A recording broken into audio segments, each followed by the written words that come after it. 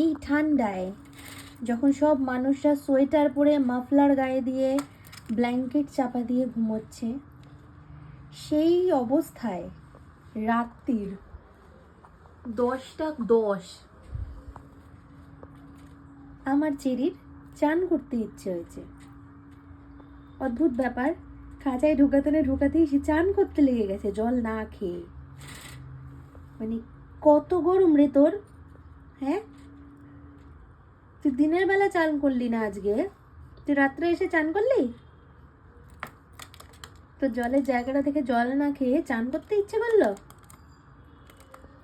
বাহ,